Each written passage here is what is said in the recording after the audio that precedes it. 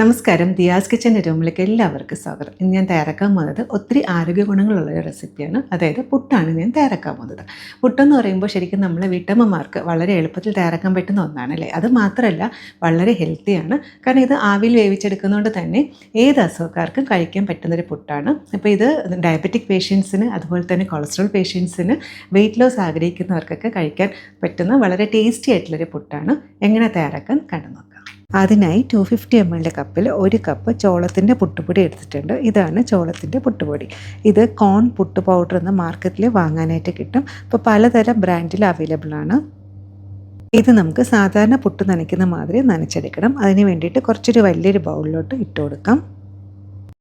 ഇനി ഇതിലോട്ട് ആവശ്യത്തിനുള്ള ഉപ്പ് ചേർത്ത് കൊടുക്കാം. കൂടെ തന്നെ ഒരു ചെറിയ സ്പൂണ് നെയ്യും കൂടി ചേർക്കുന്നുണ്ട്. നെയ്ക്ക് പകരം വേണമെങ്കിൽ വെളിച്ചെണ്ണ വേണമെങ്കിലും ചേർത്ത് കൊടുക്കാം. ഇനി ഇത് നന്നായിട്ടൊന്ന് മിക്സാക്കി എടുക്കുക. അപ്പോൾ ഇതിൽ ഒന്നുകിൽ നെയ്യ് അല്ലെന്നുണ്ടെങ്കിൽ വെളിച്ചെണ്ണ മസ്റ്റായിട്ട് ചേർക്കണേ. ഇവ രണ്ടിൽ ഏതെങ്കിലും ഒന്ന് ചേർക്കുന്നതുകൊണ്ട് തന്നെ പുട്ടിന് നല്ലൊരു മയവും കിട്ടും, പ്രത്യേക ഒരു സ്വാദുമാണ്.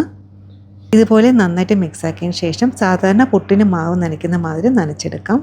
250 ml കപ്പിൽ 1 കപ്പ് പുട്ടുപൊടിയിലെടുത്തത്, അതുകൊണ്ട് തന്നെ ഒരു 3/4 കപ്പ് വെള്ളം എടുത്ത് വെച്ചിട്ടുണ്ട്. ഒരുമിച്ച് ഒഴിക്കാതെ കുറച്ച് കുറച്ചായിട്ട് വെള്ളം ഒഴിച്ചതിന് ശേഷം ഇതുപോലെ നന്നായിട്ടൊന്ന് നനച്ചെടുക്കുക. സാധാരണ നമ്മൾ അരിപ്പുട്ട് നനച്ചെടുക്കുന്ന പോലെ അത്രയും വെള്ളം ആവശ്യമായിട്ട് വരില്ല, എങ്കിലും ഇതുപോലെ കുറച്ച് കുറച്ച് വെള്ളം ഒഴിച്ചിട്ടാണ് നനച്ചെടുക്കാനായിട്ടുള്ളത്. ഈ ഒരു പുട്ടിന് ഒത്തിരി ആരോഗ്യ ഗുണങ്ങളുണ്ട്. എടുത്ത് പറയേണ്ടതെന്ന് വെച്ചാൽ ഷുഗർ പേഷ്യൻസിന് അതുപോലെ തന്നെ കൊളസ്ട്രോൾ പേഷ്യൻസിന് ഷുഗർ ലെവൽ കുറയ്ക്കാനും അതുപോലെ തന്നെ കൊളസ്ട്രോൾ ഒന്ന് കൺട്രോൾ ആകാനൊക്കെ സഹായിക്കും. അതുപോലെ തന്നെ ഗോതമ്പും അരിയും കഴിക്കുന്നതിനെക്കാട്ടിലും എന്തുകൊണ്ടും നല്ലതാണ് ഈ ഒരു പുട്ട് കഴിക്കുന്നത്. ഇതിൽ ധാരാളം ഫൈബർ കണ്ടൻറ്റ് അടങ്ങിയിട്ടുണ്ട്. അതുകൊണ്ട് തന്നെ ദഹനത്തിനും വളരെ നല്ലതാണ്. അതുപോലെ തന്നെ ഹൃദയ ആരോഗ്യത്തിനും രക്തസമ്മർദ്ദം നിയന്ത്രിക്കാനും ഇത് വളരെ നല്ലതാണ്. ഇതുപോലെ കുറച്ച് കുറച്ച് വെള്ളം ഒഴിച്ചിട്ട് നന്നായിട്ട് നനച്ചെടുക്കുക. എടുത്ത വെള്ളത്തിൻ്റെ കറക്റ്റ് അളവ് പറയാൻ പറ്റില്ല, കാരണം ഓരോ പുട്ടുപൊടി അനുസരിച്ചിരിക്കും. മാവ് ഇതുപോലെ നനച്ചെടുത്തതിന് ശേഷം ഇതുപോലെ ഒന്ന് ആക്കി നോക്കുക. അതിനുശേഷം ഇങ്ങനെ പൊടിഞ്ഞ് കിട്ടുകയാണെന്നുണ്ടെങ്കിൽ മാവ് പാകത്തിന് നനച്ചെടുത്തു എന്നുള്ളതാണ്. അങ്ങനെ മാവ് നന്നായിട്ട് നനച്ചെടുത്തിട്ടുണ്ട്.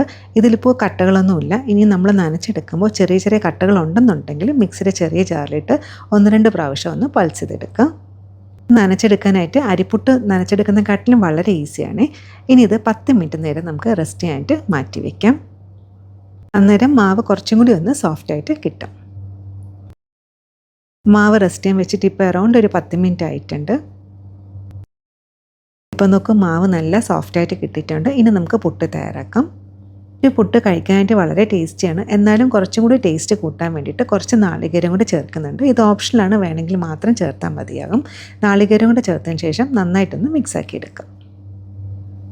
കുറച്ചേറെ നാളികേരമൊക്കെ ചേർക്കുന്നതുകൊണ്ട് തന്നെ പ്രത്യേകിച്ച് ഒരു കറിയുടെ ആവശ്യമില്ല. വളരെ ടേസ്റ്റിയാണ് ഈ ഒരു പുട്ട് കഴിക്കാനായിട്ട്. ഇന്ന് ഞാൻ തയ്യാറാക്കുന്നത് കുഞ്ഞു പുട്ടാണ്. ചിരട്ടപ്പുട്ടിലാണ് പുട്ട് തയ്യാറാക്കുന്നത്.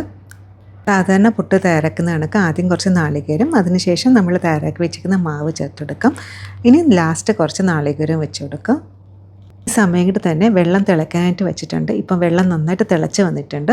ഇനി ഇതിലോട്ട് നമുക്ക് മാവ് വെച്ച് കൊടുക്കാം. ഇനി സാധാരണ പുട്ട് വേവിക്കുന്ന കണക്ക് ഒരു 10 മിനിറ്റ് ആവിയിലൊന്ന് വേവിച്ചെടുക്കാം. ശരിക്കും ഇത് 10 മിനിറ്റിൻ്റെ ആവശ്യമില്ല കേട്ടോ, ഒരു 5 മുതൽ 6 മിനിറ്റ് മതിയാവും. കാരണം ഇത് ചെറിയ പുട്ടല്ലേ. ഇപ്പം തന്നെ നല്ലൊരു മണമൊക്കെ വരുന്നുണ്ട്. നമുക്കൊരു പ്ലേറ്റിലോട്ട് മാറ്റാം. പ്രസൻറ്റേഷൻ കുറച്ചും കൂടി ഭംഗിയാക്കാൻ വേണ്ടിയിട്ട് ഒരു വാഴയില വെച്ചിട്ടുണ്ട്. അങ്ങനെ ആവി പറക്കുന്ന ഹെൽത്തി കുഞ്ഞൻ പുട്ട് റെഡി ആയിട്ടുണ്ട്.